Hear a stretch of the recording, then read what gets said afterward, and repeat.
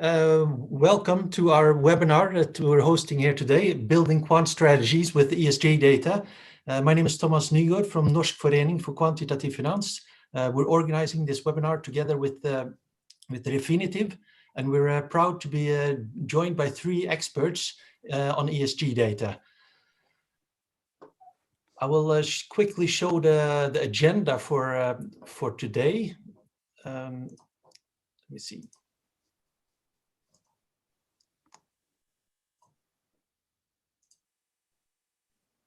Just so everybody sees that. So I will just use a minute or two to introduce the webinar. Then we will be joined by Richard Peterson and Tiago Teodoro from MarketSpsych, who will be sharing their research on ESG data. It's a fascinating research. They will talk about this for about 30 minutes, and we will have a Q&A session afterwards. So anybody who has any questions, please write them here in the comment field on YouTube. You can also send it to us by on the LinkedIn page, and then we will be answering some of those questions after Richard and Tiago's presentation. In 3:10, we will be joined by Melanie Brooks, Head of Sustainability at Quant. Before that, she was Head of ESG Risk at the Norwegian Bank of Investment Management. She will present a practitioner's perspective on the use of ESG data in active management.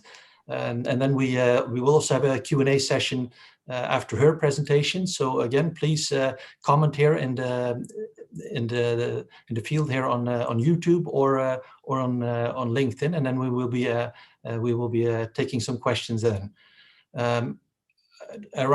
We expect to have a webinar of around 60 minutes, so we'll close at 3:30. Before we start, I would just like to share two slides about our association, Norsk Forening for Quantitative Finance. It's a relatively young association. We started it about 2 years ago with the goal to promote quantitative research-based methods in finance. We're an open association aiming to include not just the financial industry, but also academia, research institutions, and last but not least, investors. Our association is sponsored by KLP, by Quant, which is the company I started, and Refinitiv, which is hosting or organizing this seminar today. The main activity of our association has been to organize seminars. So, but the last year, of course, has been quiet on that front. But we have organized three webinars. One with Marcos Lopez de Prado last year, one with our other sponsor KLP, and then today with Refinitiv. So we probably expect to be having 1 or 2 more webinars before the summer, and then we'll see after the summer if we can start again with live seminars.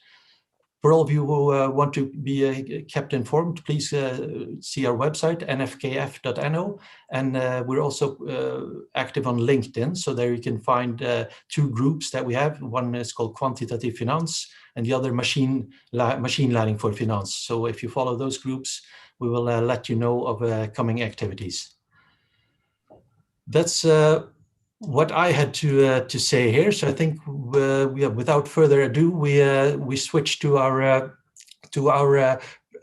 presenters who will be joining us from San Francisco.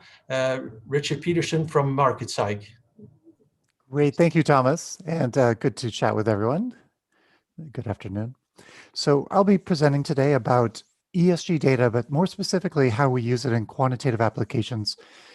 As you know, if you've worked with ESG data, there are often many inconsistencies across data sets, and there are some questions about reliability within data sets. So I'll address those, and then we will also be discussing the use, of course, of a data set that we've produced recently based on the media and some quantitative research we've done on that, and some interesting overlap between that data set and behavioral economics research that has been coming out. So let me pop up my screen. Oops. Here. Great.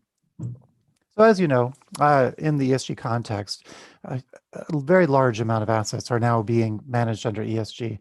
And over the last year, I think with the coronavirus pandemic and several other global events, we've seen wildfires, et cetera. We've seen many organizations, geopolitical entities, convert themselves to true believers. And we have China, UK, California pledging to go carbon neutral last year. BlackRock announcing its $7 trillion in assets will be governed by ESG considerations. And of course, 100 trillion now in signatories under the principles for a responsible investment. So we have a number of trends in our favor in terms of the world moving towards ESG. But there are a limited number of data providers, and there's a key question here. Is there alpha in this data? It's still debatable in the academic research, and so I wanted to address that at the beginning as well. Now, there's different types of ESG data, so you can see some of the major providers here. MSCI, I believe, is the market leader. Sustainalytics is up there. Refinitiv is up there. And then there are different types. So Refinitiv, MSCI use a paradigm in which human analysts read corporate reports and generate ESG recommendations based on essentially checking the boxes. Do corporations report on emissions? Do they report on, the use of child labor or underage labor, for example? So it relies in many ways on company reporting. Now, they also add in news now. If there's breaking news on for example, child labor, then they may include that after a few weeks into their scores. But these scores tend to be very slow moving, and they have been built up over years. So they tend not to have the consistency that we want as quants to look back over time and understand what was the condition historically and how is that comparable to what we have today. And so that lack of consistency has been a bit of an issue. Now, there's other sets like True Value Labs or Sensefolio that do similar to what we'll be presenting on today, which is the study of media. And when we look at ESG from an external perspective, what is media, social media, news media, saying about a company's ESG activities and performance? So that's what we'll be looking at today. So there are different perspectives on how to do this. And this matters because the scores that come from these two perspectives tend to be quite different. So there's an article in the Wall Street Journal in 2018 by James McIntosh showing that, or just commenting on the fact that Tesla has very mixed scores, that it has an ESG score of 20 from FTSE, for example, at the time, but an ESG score of 60 from Sustainalytics. Now, this divergence when there's ESG is ranked from 1 to 100 is quite significant. And in academic research, this is from 2020, shows that the correlation between different ESG data sets, and these are largely the data sets such as FTSE, MSCI, Refinitiv, is quite small. So environmental correlations are the highest at, say, 0.6, 0.43, according to them. But the social and governance rankings are much, much lower. And a lot of that has to do with the methodology behind the data sets. And for example, with Tesla has a environmental score of 0 from FTSE, but has an environmental score of 100, from here, MSCI, for example. And that's because FTSE is measuring whether they report on factory emissions. If they're not reporting on it, then they get a 0. But others are looking at, well, their product emissions. They have 0 product emissions, so therefore they should be 100. And so we have these very different methodologies that are both valid, but they lead to very different scores. So quantitative research on this data set, I was looking for a review to try to find something, I guess, of relevance to us. There is one review, it's probably biased. It was in the Journal of Sustainable Finance and Investment, where they looked at 2,000 empirical studies in very broad sweep. So anything related to even ethical investing, values-based investing, included in the basket with sustainability. And they find that 90% of the studies find a non-negative relationship with corporate financial performance. Now, like I said, there can be a bias here, of course, because there is a bias in academia that we publish only positive results. And then, of course, if we're trying to look for something sustainable, then we'll likely find that and publish it. So other reviews from Bank of America from the industry have looked at, do the data sets of various providers like MSCI, Sustainalytics, and Refinitiv in the BAML review, do they correlate with returns? And what they found was quite interesting. They found that there was investment outperformance, but it was only in the past 5 years. Now, this is from 2019. So from 2014 onwards, they found outperformance of ESG, high-ranked ESG equities. But prior to that, they did not see that relationship. They also found that each data set seemed to have its advantages. Some were better at environmental, some were better at social or governance. And they found that in general, though, the ESG scores, while they did lead to outperformance over the past 5 years, they also found that there was a lower cost of capital and higher earnings quality for the companies that were ranked highly. And there were happier, more productive employees in general. So there were several other benefits to having a high ESG score besides quantitative or alpha generation purposes.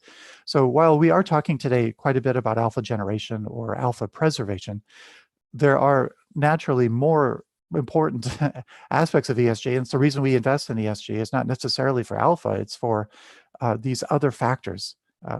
Supporting companies that have more productive employees or happier employees may be more important than actually the alpha generation side of this.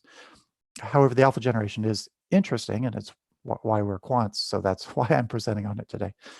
And also they found that controversial companies do have stock underperformance for a year or more. They later, Bank of America later went back and looked at various common quant strategies and factors like dividend growth models and various analyst revisions models. And they did find that each of those models could be enhanced with the use of ESG data. So returns would rise from 1 to say 2.5% annually with the inclusion of a additional ranking with ESG data on traditional quant factors. And so they have a second report that came out about that. Now, this is an image from a beach in Bali after a rainstorm. So in Bali, plastic washes up on the beaches. This is a problem throughout the Pacific. Indonesia particularly has an issue with garbage. Now, this image is quite striking, obviously, and it was posted on social media. It generated a lot of comments. Now, this is the type of ESG-related action that may generate more real-world consequences. So Indonesia and their tourism board might want to pay attention to images like this and the blowback that comes from it. And so we think that social media, news media is in many ways a neglected area for observing ESG related performance, especially when there's a lot of buzz around a topic like this. Here's another topic that had a lot of buzz. This is Elon Musk smoking marijuana on the Joe Rogan podcast. And he smoked marijuana, drank whiskey, and he said, I mean, it's legal, right? About smoking marijuana. He was right, it was legal, but his share price did not respond well when the news broke. And so you can see this blue line is a metric from the media, an average of news and social media sentiment about the management team, in this case at Tesla. And you can see management sentiment dropped, as did the share price. So the share price is here in the red dotted line. This is intraday on September 7th, 2018. So you see that when the major news broke in the news outlets, it was management sentiment was already dropping and the share price took a big tumble. And then, of course, management sentiment dropped as the arguments went back and forth. Is Elon Musk a good manager, a bad manager? You know, is this good or bad for the company? And then you can see the shifting tide of opinion throughout the day. So as quants, we wonder, well, that's, you know, interesting, nice cherry-picked chart, but does this actually correlate with future returns? Is there any predictive power to this? Does Elon Musk smoking marijuana on Joe Rogan's podcast, does that actually matter? I mean, the stock is up over 12 times since this happened, and that was less than 2 years ago. So what's the significance of this? Well, when we look at quantitative research, of course, we can look at large-scale portfolios, and that's why it's so important to have a large, consistent data set. So in this case, we are using the data set we've created, which will be the main topic today, which is called the Refinitiv MarketSpsych ESG Analytics. It's a mouthful. This is management sentiment. And what we did here was we ranked companies in the S&P 500 in this case by their past 1 month management sentiment. And we took the top 10%, the 50 companies each month that had the highest sentiment, and the close of the first trading day in the next month, we bought a portfolio of those and then we tracked it forward. And same thing with the bottom 10%, the ones with the lowest sentiment about the management team. And so you can see that month after month, over many years, they accumulate outperformance. It's about 2.2% annually for the highest decile versus the lowest decile. And this is consistent with accumulating body of research about governance quality, whether companies are set up to reward shareholders or more wall off the management from shareholders and have a protected environment. Those companies tend to do worse in terms of share price performance, according to research. So I alluded to media ESG, and so now I'll go into a bit more detail. Our company has, for the last 17 years, been working on natural language processing of media data. So we're trying to convert unstructured data, the flow of words and documents like filings and analyst reports, and of course, news and social media, into actionable data sets that we can use that are consistent and over time, robust, reliable. And I'll go into that in a bit more detail here. As I said, we started 17 years ago. We actually ran a hedge fund. As far as we know, we were the first social media-based hedge fund. We did social media quant research, and then we ran our hedge fund from 2008 to 2010. That beat the S&P by 24%, although it was market neutral, but it beat the other benchmarks also quite significantly. And that was net of fees, but of course, at the end of the financial crisis, it was very difficult to raise money. In fact, we had a lot of redemptions because we had been going up during the crisis while everyone else was generally going down. And so we had a lot of redemptions. It was a very difficult business. And we turned to Refinitiv and we said, look, we have this struggling hedge fund in terms of running the business, but we have this very expensive and very exciting technology underlying it. Can we work with you to commercialize this in some other way, like a data feed? And so we did. And so our first product we launched with them was called the Markets Like Indices. And that covered every major tradable asset globally. And it was essentially a sentiment index, but also include emotions and themes about those assets. So then a lot of our clients said, well, that's nice, but it's very complex. You have minutely data, for 100+ indexes on every major asset. This is too much data to work with. So we worked with the StarMine team and created, there at Refinitiv, we created a predictive model that predicts out 30 days. And so that launched at the beginning of last year and has been running live since then and has done quite well. So it's, last we checked, it had a Sharpe ratio of 1 between the top and the bottom deciles, which was consistent with the in-sample and out-of-sample testing. And so that StarMine model, our predictive model, has been running since last year, which seems to prove that so far that there is some alpha in this data. And then we have now, a month ago, launched our ESG analytics, which we've been working on for several years, trying to understand how to encapsulate very detailed and complex themes into natural language processing. So we do have already quite a few clients in 25 countries, and a book called Trading on Sentiment in Chinese and Japanese as well, about this data set, our original data set, and the methodology behind it. So this particular ESG data set that I'll be talking about with Tiago today covers 30,000 companies and 250 countries and territories. It has history back to 1998, and we systematically include companies over time. So for example, we'll take the global top 4,000, the US top 3,000, the Chinese top 300, and include them every month. Anytime a new company bubbles up into the top tier by market capitalization, it's included. And then we keep them in there regardless of what happens over time. So it prevents excessive survivorship bias in the data set.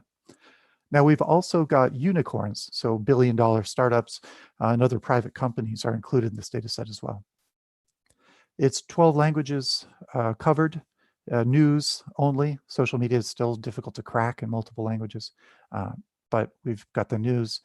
We've got over 100 controversies and topics being tracked. So as far as we know, it's the most granular ESG data set in the media space. We're able to track very detailed content, and it does have distinct news and social media feeds.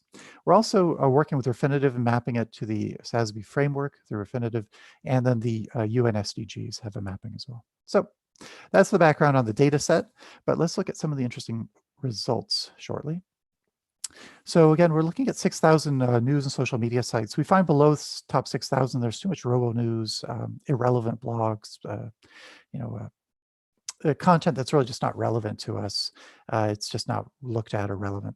So the top 6,000 we find quite useful, and we've done a lot of filtering on that.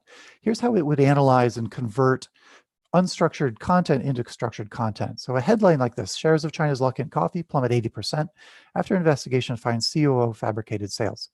So like most NLP software, it pulls out geographic locations like China or named entities like Luckin Coffee. But it also then, part of the secret sauce is it pulls out over 4,000 ESG related meanings like bearishness, or a management investigation. And management investigation itself will go into an index we have called management trust. And so you can see here the plotting of management trust over time for Luckin Coffee around the time that its scandal around fraudulent sales broke into the marketplace. And so that's what we see here. We see that decline in management trust. So that's how we turn the millions of articles a day that are coming out into an actionable data feed, is by scoring these very specific meanings, rolling them up into indexes that we can plot over time. Now, this is how it would look tabular, in a tabular fashion. You can see the timestamps. This is Luckin Coffee day after day. There's news, there's social media, and there's litigation here. And you can see the litigation change every day, but I don't want to show you a big data set of numbers, just to give you a general sense of this. Here's what it looks like, again, over time. So here's the litigation reports. Now, Muddy Waters had a short-selling report on Luckin Coffee before the news broke in the mainstream media that when they actually revealed that they had fraudulent sales. And we did have a sell-off here from the coronavirus situation. So you do see Muddy Waters reporting this, and there wasn't that much of a share price impact, on the grand scheme of things, related to what actually happened when they reported their own fraudulent sales. So there's a lot of indexes we're tracking. I won't go into too much. I've talked about management trust. We'll talk about some of the others today, like related to environmental investment. That's another one we track. You'll see as we go forward, management diversity. So there's a lot of indexes we produce, many controversy indexes, and we've tested a few and found some interesting relationships. Just another way to look at this, this is a spider chart of Luckin Coffee. So their emissions score, their environmental score isn't so bad. They're above average. Actually, they're doing well because of probably their app format. But you can also see their social score much lower and the governance score very low because of the management fraud. So that's a bit of an issue, obviously, for your governance. So you can see there's different ways to look at this. This view is of a summary data set. So we actually have two data sets. One has these 100 indexes that we produce. It's called an advanced feed. And then this one has more generalized core data set. And this is actually mapped directly to the Refinitiv ESG data set. So it's easier to cross-compare a corporate view data set with an external view data set. We call ours an external view because it's the media view on what a company is doing. So obviously the media is very good at picking up some things like anger and breaking controversies or trust in a company. So these sort of themes that are not something you'll ever get from the company themselves. They won't tell you if people trust them or if they're angry at them, but you can pick up on this anger from the media and also what people are angry about. So here's some interesting portfolio formation and case studies. And I'll start with this one, and then I'll let my colleague Tiago jump in because he's done this research. So this is a plot of management diversity at Citigroup, and you can see over time how their management diversity has increased according to the media. It's just become a bigger part of the conversation about Citi. And we put here just a suggestive study that it's a study that is quite informal, but it looked at the FTSE 350 companies, and it found that the profit margin was higher for companies that had more women on the executive committee. And this type of research has been coming out, and it maybe inspires companies like Citi to move more quickly towards increasing the diversity, to the point that they actually named a female CEO, the first major US bank to do so back at the end of last year. So you can see the percentage of references to management diversity rising at Citi over time as they've increased their diversity. And there's this suggestive research, but the key is actually to do more systematic research and see if this does, in fact, predict stock prices for us as quants, of course. So I'll turn this over to Tiago, and Tiago, I'll let you explain this study. Thank you, Richard. Yeah, so over time we were looking into some academic papers, and we were seeing these theories around that in some factors they would have some sort of outperformance, and companies that they score high in those factors. And one of them was workplace sentiment, and that's one of the indices that we are tracking. So I did a similar study to the one that we already saw before for management sentiment, but in this case using workplace sentiment. So you get the S&P 500 companies, point in time. We rank them according to the level of workplace sentiment averaged over the previous month. And we see what happens with portfolios composed of the top and bottom quantiles on basis of that ranking. And again, we see that, let's say, socially nice pattern where companies that score high in workplace sentiment, they tend to outperform companies that score low in workplace sentiment. So maybe a theory is that employees that are happy in a workplace, they may be more productive. And we see, for example, on the right side of this slide, the companies that are most frequently appearing in each of these portfolios. And on the top portfolio, we see consultancy companies, for example, like Accenture and Cognizant, while in the bottom portfolio, we see companies like McDonald's or Tyson Foods or UPS appearing quite frequently, which is somewhat intuitive with what we consider as a happy or unhappy workplace sentiment. Thank you, Richard.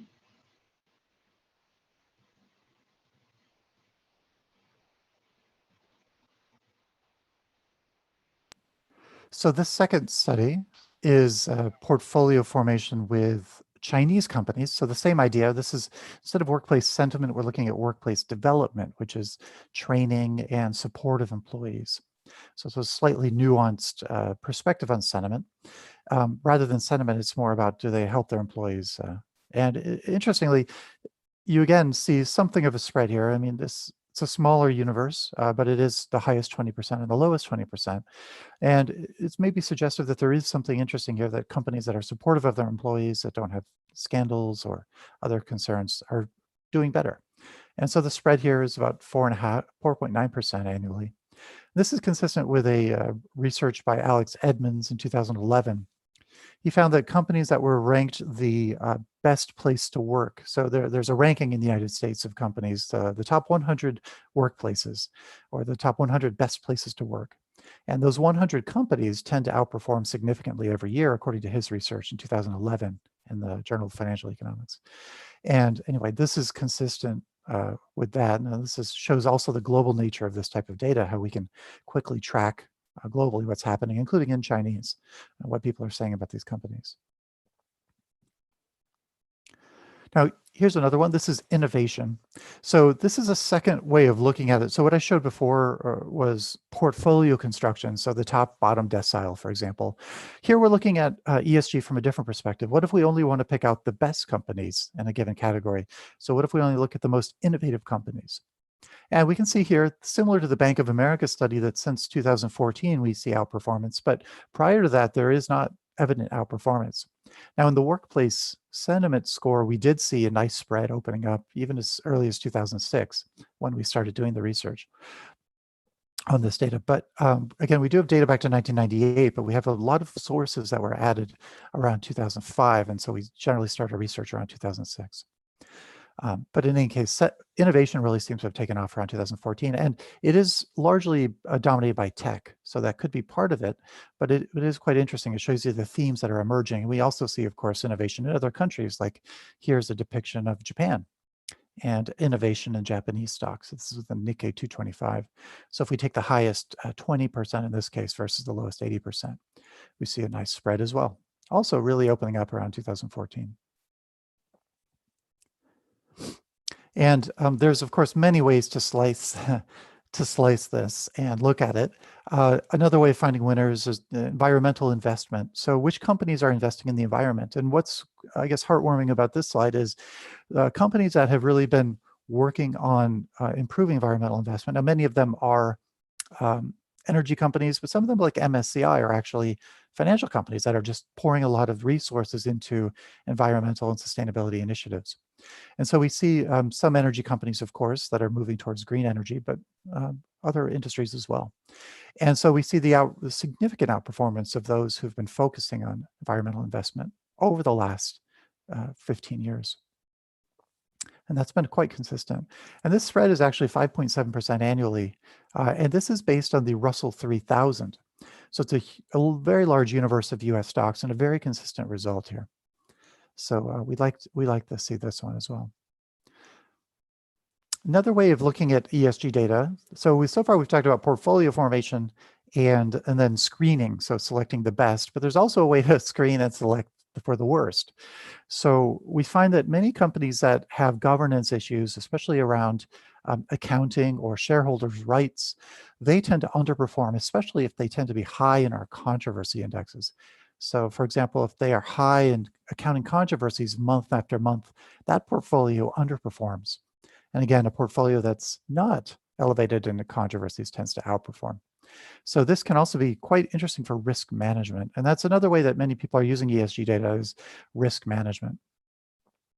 So we see that there's a few others that are quite interesting: regulatory issues, insider dealing, activist investor activity. And of course, with activist investors, we tend to think that they jump in and improve a company's operations. But when there's a battle that's described in the media, it's often because there are management blowback, of pushback against the activists. And those companies where there's a battle with activist investors, they tend to underperform over time. Activist investors do not provide value in that case. And it could again be because those companies have tighter control structures, which have been shown in academic research to lead to underperformance in the share prices. And then lastly, sustainability controversy, which is quite interesting because this goes back to the old idea that I remember from the late 1990s that sin stocks outperform. So there's often this, there's this idea that gambling, tobacco, firearms type stocks outperform because they require a greater risk premium for people to hold them. And so in that case, because they tend to be riskier because of regulatory issues, people tend to be more reluctant to hold them, and there's a higher risk premium. So what we see here is that unsustainable stocks did outperform from 2006 to about 2014, a little bit. But around 2014, perhaps because of the oil crisis initially, they've been underperforming ever since. And sustainable companies have been outperforming. And this really almost marks a paradigm shift in the conventional wisdom. And it may be why so many academic studies on ESG, depending on when they were done, have found mixed results. So even today, if you look at some of the best studies on ESG, there's still controversies, again, about which data set to use, what's the lack of reliability between data sets, and then of course, the fact that it works sometimes and sometimes it doesn't. But what we see here in this data is now a consistent paradigm shift in how people are valuing assets that are investing in the environment and being classified as sustainable. And then lastly, we'll show a few interesting examples from countries. You might be pleased to see Norway on top here on sustainable innovation. Though I have to say, I have some Norwegian friends who were surprised that Norway was on top, but it could also be because your sovereign wealth fund is investing so much globally in sustainable corporations as well. So there is a lot of sustainable innovation, I guess, associated with Norway. Now, Japan is number 2.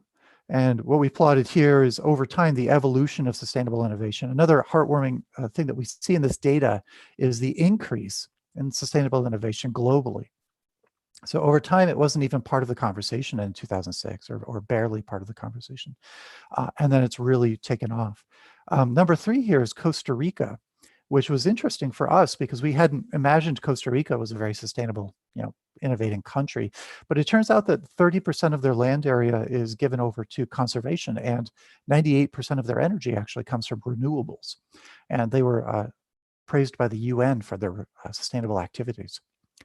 And you can see some of the other usual suspects. Dubai is up here, China's up here because they actually spend more than double what the EU spends on sustainable technologies.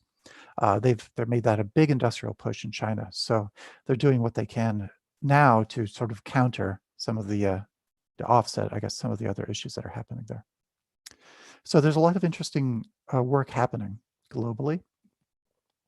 There's also interesting stories that we can see. This is coronavirus, and we can see in the media how it reacted. Now, this data set has an index called human disease pulmonary, which refers to, of course, human infectious diseases or human respiratory diseases. And the reason we added this was in our prior data set, we had one called human infectious disease.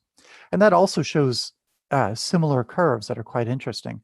But we realized that human infectious diseases matter whether they're respiratory, because it changes flight and travel patterns, or whether they're gastrointestinal, which really just changes food processor outcomes or in the supply chain of food. So now we're quite curious. We wanted to look at pulmonary diseases specifically. So you can see as a share of the media how human diseases rose in China early on in early January, and then again in South Korea, and then in Italy and the USA later. We can also see that as a percentage of all media, mind share, essentially, the US was always the lowest. COVID wasn't the biggest topic in the US media ever relative to other countries. And that may actually correlate with the response and the fact that people didn't take it very seriously at first. You do see little bumps. Over here is a little bump when Trump acquired COVID. But otherwise, it was really not a big issue in the media. Again, that's the blue line in the US. And so it's quite interesting that even though we knew a respiratory pandemic was coming around the world, people didn't respond very much in their own country until the cases actually arrived into their country. So it shows some of the, I guess, the narrowness in the response. And then lastly, just another interesting view. This is government corruption. We see that in the G20 here, that we can rank government corruption as a percentage of all references in the media. And so Brazil is on top here, Russia, India, Indonesia. But down at the bottom, we see Germany, which makes some sense, but Saudi Arabia, where government corruption hasn't been a big part of the conversation in the media.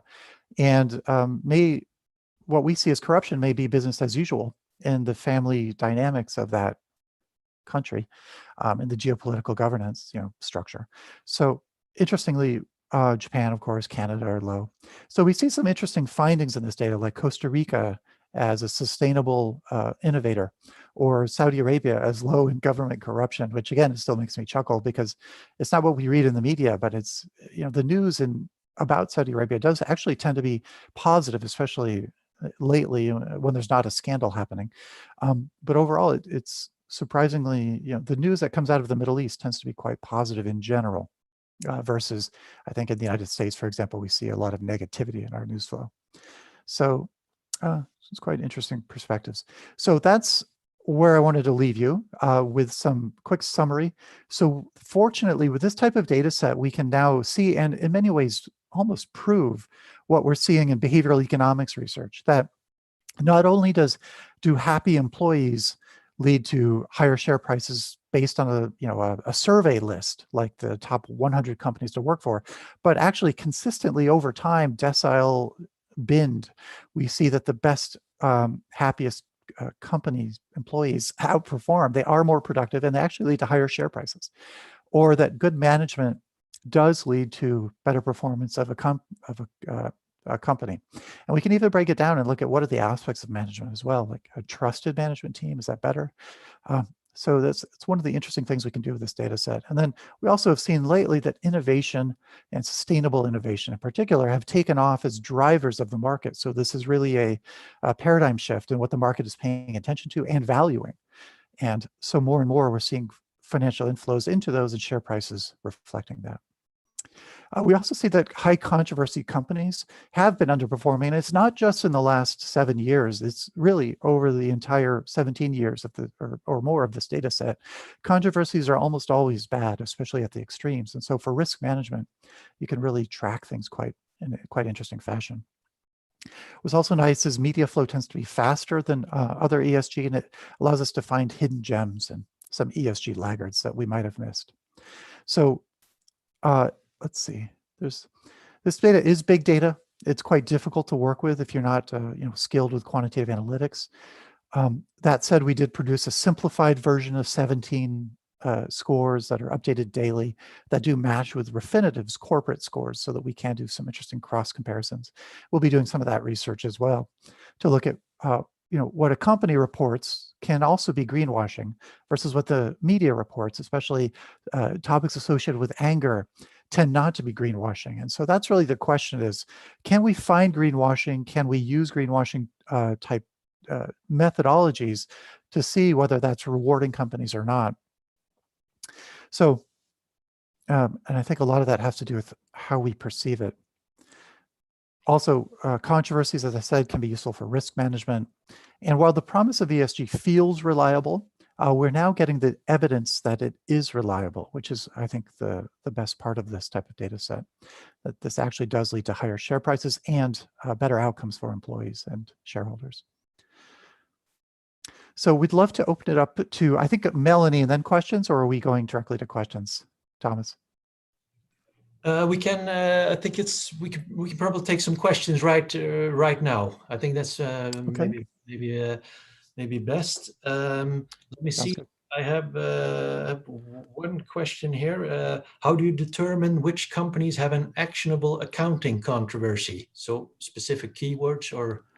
That's a good question. Yeah, it's essentially so phrases and combinations. So we look for target nouns like accounting or fundamentals or balance sheet. And then we look for modifiers like irregularities or fraud, of course. So when we look for those associations, and when we find these associations, that creates what we call a meaning. In this case, the meaning would be accounting controversy. But we actually have usually a few dozen meanings that underlie each index. So for accounting controversy, I believe we have something like accounting irregular, accounting questions, things like that. So it would include an accounting controversy from anything from questionable accounting practices all the way to accounting fraud. So it's a bit of a mixed bag. And that would, then we look at the top 10%. So where the media is focusing on that in the conversations about the company, or it's in the top 10% in terms of the frequency of references, then that's a company that we would bin as an accounting controversy company. Okay, yeah. Let me see. One more question here is, have you performed any research regarding sentiment to detect which of these indicators will be the most predictive forward?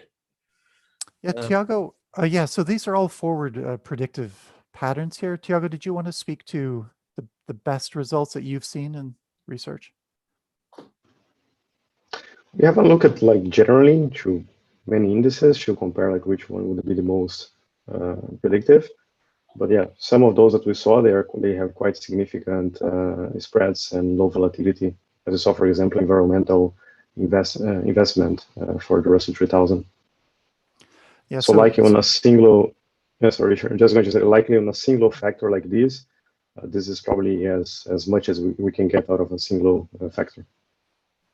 Right, so to Tiago's point, we're not looking across all the indexes. What we're generally doing is looking for a hypothesis first and then testing the hypothesis. And usually those hypotheses are based on behavioral economics research, like happier employees make for better share prices, or better governed companies do better.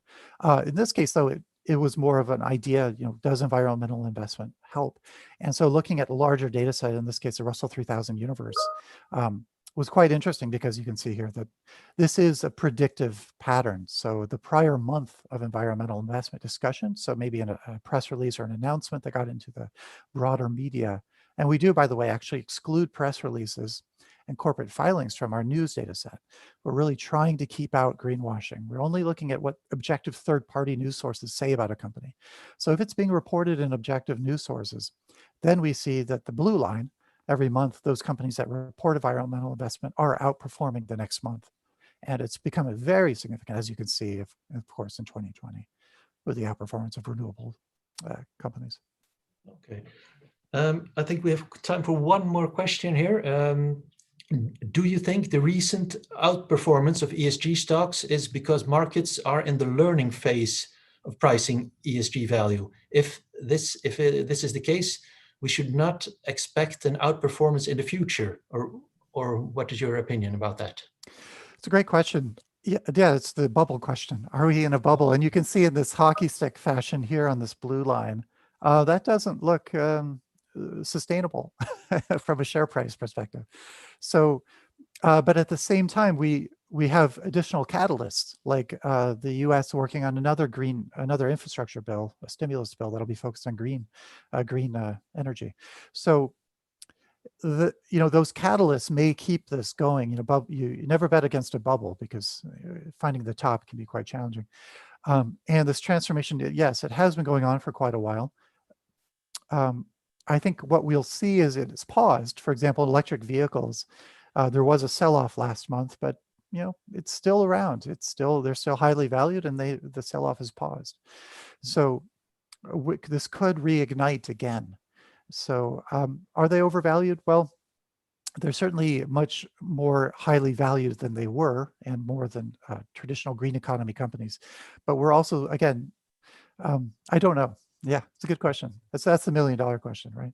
Huh. I don't know. Okay, well, I think if we have to keep our schedule here, we should probably move to our next presenter. But thank you very much, Richard and Tiago, for some fascinating research and showing us how you can capture these trends and developments in ESG through these indices and using them in practice. So thank you. Great, thanks, Thomas. Thanks, everyone. And as I understood, you will share your presentation here on LinkedIn, and I guess it's also easy for people to contact you with any further questions. So yes, absolutely. Okay, Happy to. Thank you very much. Okay, thanks. Okay, then I think we are ready for our next presenter. That is Melanie Brooks from Carn. She will presenting a practitioner's view on the use of ESG data. Welcome, Melanie. Thanks, Thomas. Let's see. And thank you to Richard and Tiago for the great presentation. It's a terrible, terrible job to have to follow you guys because that was really, really good, fascinating. And also, I'm going to be repeating a little bit of what you guys said, so I apologize to the listeners already. My name is Melanie Brooks. I work at Carn Capital, which is an Oslo-based boutique asset manager. We have two funds, one long short fund, so one hedge fund called Latitude and one long only fund called Longitude. We are not a hedge or not a quant hedge fund, so we are an active manager looking at picking really good stocks in the Nordic region. So we focus only on the Nordics. We look for sustainable companies. We're mostly focused on the small and mid cap segment, and we do use some quantitative data, but most of the things that I'll be talking about here today is more general in terms of using ESG data and also looking back on my time in the ESG risk space while I was at NBIM. So I left the Sovereign Wealth Fund in Norway last summer and started working at Carn in September, but I was 5 years in the ESG risk team there and head of ESG risk monitoring for the last 2. So I think there's several of my old team members on this webinar, and I know that some of the questions maybe even came from the risk area. So there's a lot of people working on exactly this sort of thing, and so it's a really fascinating space. And so I hope I can bring a little to the discussion, even though I'm not going to show you how we're doing quant management at Carn. Very quickly about who we are. Like I said, we're a small boutique manager. We are 100% active, no index tracking here. We use the UN SDGs as a framework for sustainability. We also incorporate ESG to the extent that we think it's material from a financial perspective. Both of our funds, the hedge fund and the long only fund, are eco-labeled by the Nordic Swan label. It's a very focused mandate, so we're really focused on doing one thing and doing it well, and we're focused on doing fundamental research and sustainability research. Those are kind of the 2 pillars of what we do. And a little bit of background on the whole sustainable investment trend. I think it was great that, Richard, you gave an intro to how much interest there now is in investing in a sustainable or ESG aligned way. And I kind of have to keep alternating between sustainable and ESG because I think they've kind of come to mean the same thing, but this is actually covering a really wide spectrum of different investment activities. When people talk about ESG investing and they talk about sustainable investing, they're often talking about things ranging from exclusion only ethical finance to impact investing and kind of everything in between. So I think it's really important to keep in the back of our minds when we're talking about sustainable investing that it can actually be a lot of different things. It can be active and passive. It can be going very global to more niche mandates. You can call yourself a sustainable manager and just do, tobacco and weapon exclusions versus these more impact funds. So it's developed a lot in the last 10 to 12 years. I had my first job in sustainable finance in 2009, and my job was an SRI analyst. So it was called socially responsible investment back then. And all of the focus was on the ethical part. And we really only had one, tool that we could use in our responsible investment toolbox, and that was basically exclusion, and then some engagement and active ownership.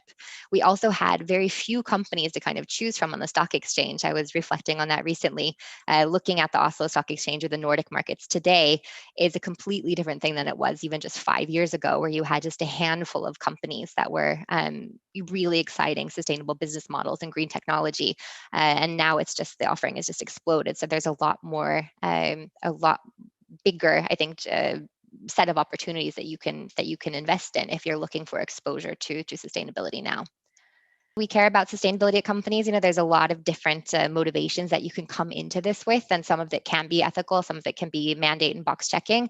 But to the extent that this is material, that we think that sustainability, really, integrating sustainability at a strategic level, it can have material impacts on the business and on the share price development.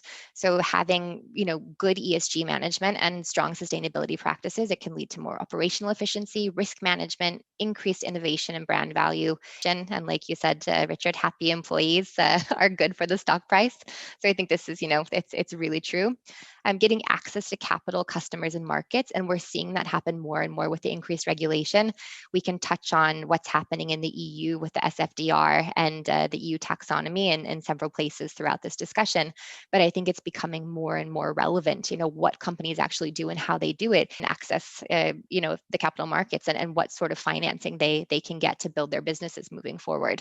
So I think that's really important. And obviously, at the end of the day, to the extent that this can increase your profits, that's ideal. On the flip side, the negative, of not paying attention to ESG and sustainability means increased costs. You have more resource-intensive business models, which you have to pay for both directly and indirectly over time.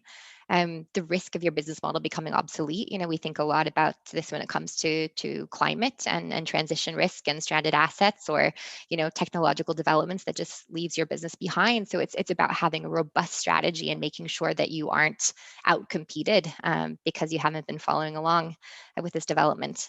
There's also reputational damage that, especially for consumer-facing businesses, this is really key. Supply chain risk, employee turnover, risks of fines and regulatory penalties. Some of these are easier to quantify than others, but we think there is a real case, for why companies should be paying attention to this in a way that makes sense to their core business model. And then we get to this part about ESG data. And just like sustainable investing, ESG data is another umbrella term. I feel like I say umbrella term more than anything else these days, because there's so many of these terms that cover so many different things. And when we're talking about ESG data, we're really talking about a range of data types, sources, and use cases. And I think that that's important as interest has grown in sustainable investing and the use of ESG and sustainability data.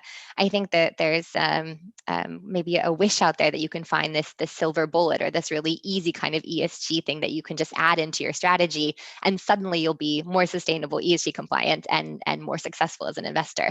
And while that may have been true some years ago when there wasn't so much attention to this, I think you definitely need to have a really well thought through and more sophisticated strategy today, and especially moving forward, if you want to make this play out in a positive way financially. So if we go beyond high-level ESG ratings, then I do have a slide about that I'll come back to. But if we're thinking kind of not just one ESG score, we have to kind of drill down and think about what types of ESG data are available to us, and what they can tell us about a company. And I've kind of been thinking about this and brainstorming. I've thought, all right, we can group these into approximately 4 different categories. You have certain types of data telling you what a company does. There's data telling you how a company does it. When this activity is taking place, either the what or the how, and then also where. So where the operations and where the exposure is. And there's a lot of different data providers specializing in providing this sort of data. And obviously companies report on some of this themselves, but I think kind of starting there is an important thing to think about. And so going now into kind of the different types. So what a company does, you can think obviously very high level, very general, the industry or sector classification, the NACE codes. If you're trying to look for EU taxonomy alignment, they've made really specific requirements for companies based on what sort of industry they're involved in and what sort of business activities they have. You can use segment level revenue. This can come from Bloomberg, from FactSet. There's a lot of different ways out there of looking at these classifications and revenue breakdowns. You can look at assets, and maybe particularly for energy companies, what sorts of reserves do you have? What is the fossil fuel exposure of your portfolio versus renewables, heavy versus more conventional oil versus gas, fossil versus renewable, some things like that. If you're a power producer, obviously you're producing assets, things, it's telling you what the business actually does. You can also look at patents, and patents can obviously be both a what and a how, and R&D spend as well. So there's not an exhaustive list, but this is just like the sort of data that you would be looking for if you wanted to figure out, what a company was doing. The how, I think this is another one. Resource use is I think an important one. It's everything from energy, water, waste, all of the inputs into your processes as a company. Then you have greenhouse gas emissions, intensity, and obviously other types of intensity measurements. Human capital and HSE, diversity, some really key measurements there. Obviously, there's a whole range of corporate governance, the things that you can look at in terms of how a company is run and how it treats its shareholders and other stakeholders. And then obviously controversy data, so how a company is managing or not managing well the risks it's exposed to. When we get to the when, we're thinking, all right, do we want backward-looking data? So most company reporting is backward-looking. They're looking when they produce an annual report or sustainability report. They're going to be telling you about how they performed on certain ESG metrics in the year that is past. And when we start getting company annual reports now this spring, it will be telling you how much energy they used in 2020, what their diversity was there. You'll also be hopefully getting some forward-looking targets that are going to tell you where a company is going. And these are mostly qualitative still, but some quantitative targets, as that's going to tell you what's going to happen moving forward and what you can expect. And companies will often give guidance both on financial targets, obviously, but more and more often on sustainability targets.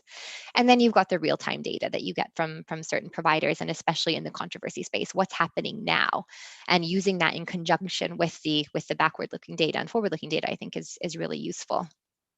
And then the where is a company doing its business? You can use, measurements like geo-revenue data, where they have an operational footprint, where their assets are, where their supply chain is located, and think about the inherent risk exposure, and then look at what the company is doing in its business to manage that. So that's typically how I think of ESG data. And then the way you're going to measure these things and the way you're going to use that data will very much depend on what your desired outcome is. Richard also had a slide looking at this. I should have saved myself time on snipping all of these logos out. But so ESG data sources, there's a lot and it's growing. When I first started working with this, there were like 5. Literally, you could count them on a hand, and they didn't have very good coverage, and they weren't very sophisticated. And the market has just exploded in terms of ESG data providers in recent years. And there's also been a huge consolidation. I know that Refinitiv is a sponsor of this, and they are now a London Stock Exchange Group company, and who's also bought FTSE. You've got True Value Labs, which got bought by FactSet. There's been a lot of consolidation in ESG data providers, especially with index providers, so that they're really trying to up their game. S&P Global and Trucost as well, and MSCI is a clear leader in this field on both the index side and the ESG data side. You've also got company filings, obviously, company websites, company quarterly reports and investor presentations, capital markets days, annual and sustainability reports, news media, both traditional and social. Regulatory bodies can give you also some data. I don't have academic sector on here, but I probably should, because there's a lot of really fascinating research coming out from the academic sector. Think tanks and NGOs, and obviously sell-side research. So there's a lot of different places you can get information, and more, these are feeding into each other. So I've got CDP and Human Rights Watch here, World Resource Institute. A lot of these will then feed into the sort of data that you can get on a Bloomberg or a Refinitiv platform. A lot of this is kind of interconnected. So it's important, I think, to at least at a high level understand this space, and to the extent possible, get a data provider that if you're relying on external data, make sure that you've got someone that you really understand their methodology, and that is going to give you data that is specialized or really gets you to what you're trying to accomplish when you use their data. Financial materiality is a key consideration. Financial materiality will tell you which ESG factors are likely to have the most significant impact on the company's growth, cost, or risk, and ultimately on the future financial performance. I'm showing you here SASB, which is the Sustainability Accounting Standards Board. It's their materiality map. I'm sure that you've all seen this before. I'm showing it just to show that there is I think that they're probably the most well-known and most reliable source of, or most referred to source of getting a sustainability mapping back to materiality. So looking at what can be financially material for a company.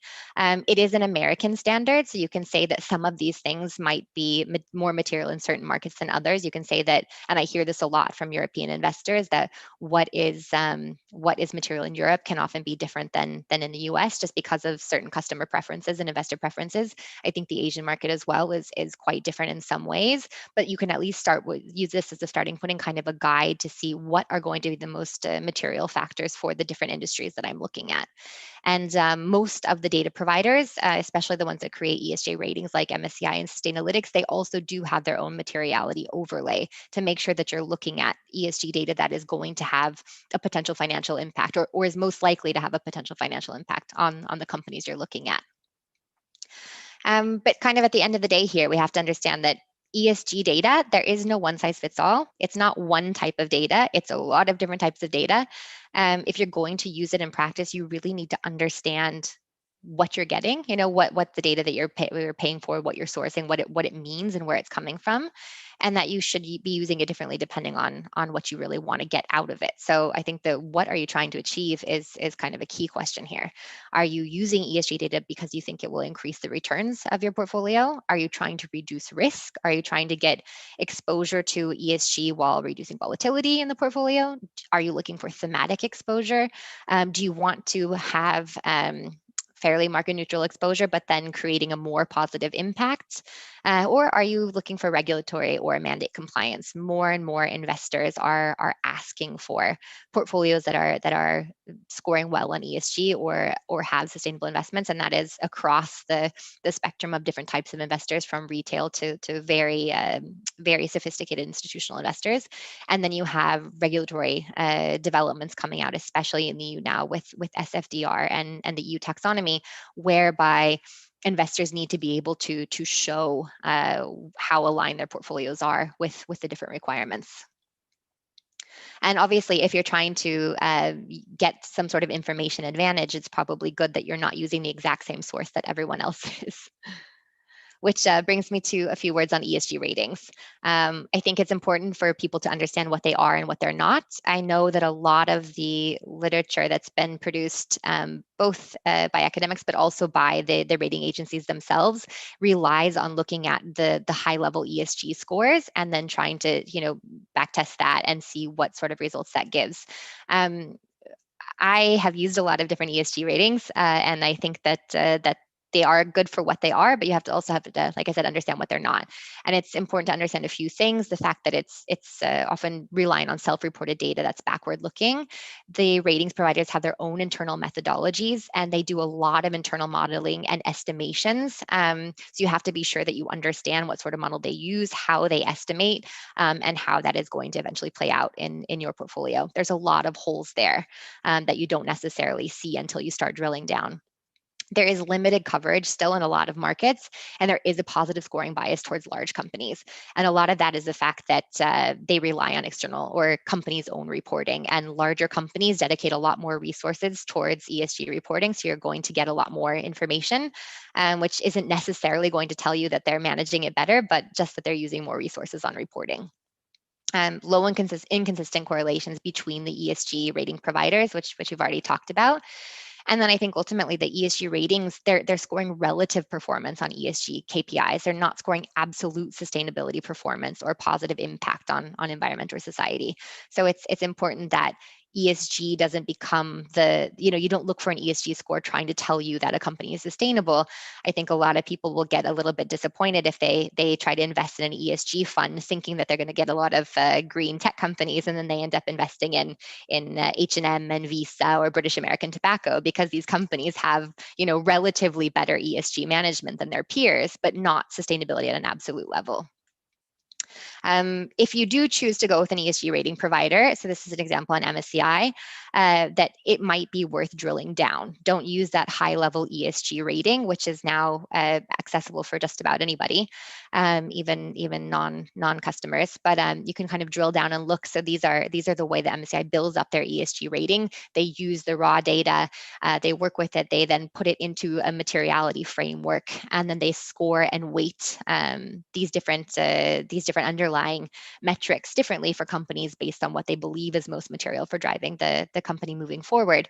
And then you get an overall E, S, and G pillar score, which is then aggregated up into the overall ESG score. So it can be worth going in and drilling down and doing some of your own testing on what you think is most important given your specific investment mandate, what sort of coverage you have on your portfolio. There's no point in trying to use a data point that you only have 40% coverage on your portfolio for. So it's good to find something that you have wide coverage and that you have good data quality on.